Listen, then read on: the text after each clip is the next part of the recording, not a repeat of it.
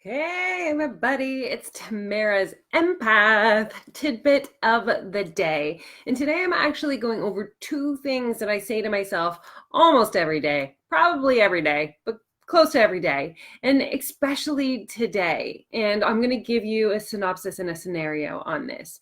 So I'm going to take it back to when I wrote My Kid is Driving Me Crazy. I actually talk about these two things in this book quite a lot because they were the game changer for me, being able to break the cycle between my son and I when our relationship got toxic. Because as an empath, I want to fix everything and everyone, right? Codependency is a real issue for us. Just heads up if you didn't know that. And so I learned really quickly that I needed to say these two things as much as I possibly could so that I could begin to associate them, make them real, and then put them into practice with friends, family, in my business, in all components. And it was during a therapy session because, come on, I've been in therapy since I was like before I was in my 20s, and especially going through with a kid who had such severe mental illness, I was making sure that I was taking care of myself. And so it was my therapist actually that said, Tamara, if you continue the way that things are going, Ethan's going to continue doing the same practices. You need to get strong enough that you detach yourself emotionally from your son. And I was like, what did you just say? She's like, you need to detach yourself emotionally from your son. And I was like, detach what? Right? Because as an empath, I don't know what that means, detach emotionally. Come on. I don't think that that's real. But the truth of the matter is that's exactly what we need to do. And that is exactly what I needed to do in that moment. So I started to practice detaching myself emotionally. So I would say things like, and this was how I would practice it. If this wasn't my son, if Ethan was not my son, would I let X happen? Would I be okay with this? Would this be something that I would tolerate? And by answering the question from a detached emotionally state and taking the relationship that we had out of the conversation, then I was able to make decisions based on the fact that I wasn't being codependent. I wasn't, Amanda, I get you, sister. I wasn't, just simply feeling his emotion and wanting to fix everything. So I got really, really, really good at saying, detach yourself emotionally, Tamara, detach yourself emotionally, Tamara, detach yourself emotionally, Tamara. And then follow it up with the question, if this wasn't X, would I still Y? You know what I mean? And that became, and I still use this to the day, and I'll give you a current example of that. The other thing that I have to say quite regularly as an empath is I need to detach myself from the outcome. Boom, shalakalaka.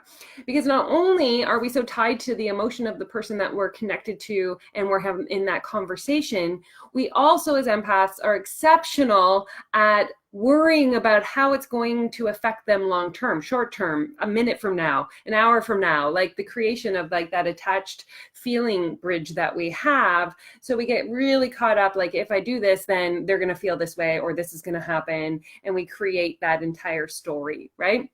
And so by getting to this level of detaching from the outcome, we choose to ground ourselves into the moment and not be so affected by how it goes from this point on, how it affects the other person. And this is really important. And I say this with great love because they're on their own separate journey outside of us. And it really hurts to think about that because we're so in tuned and tied, especially when you are with a child with mental illness. And so we tend to see it as we created the problem, we've got to solve the problem, we've got to make everything all right. Could be a family member, could be, an in-law, it could be anybody, a sibling that you feel this kind of connection with. But when we learn to realize that the more we detach ourselves emotionally and detach from the outcome, it really does give them the opportunity to learn the skills and the practices that they need to be able to cope and not always be looking to us to solve the problem, which is a huge game changer.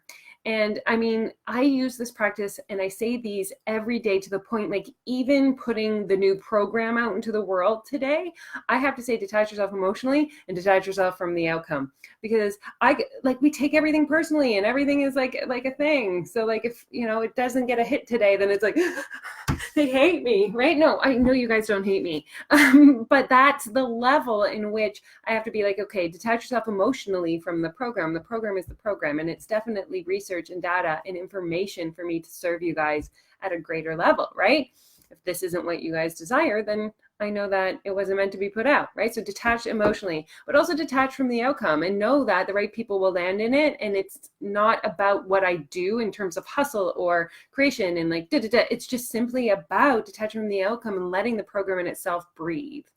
So I give it to you from a very personal level of how I've used it in my relationship with my child, and I use it with my husband, and I use it with everybody, but I'm also sharing with you how I use it in my business, because whenever we're placing any part of ourselves, a book, a program, working with our clients, anything, detaching emotionally and detaching from the outcome are absolutely key as empaths to ensuring that we stay as highly vibrational as possible throughout the day.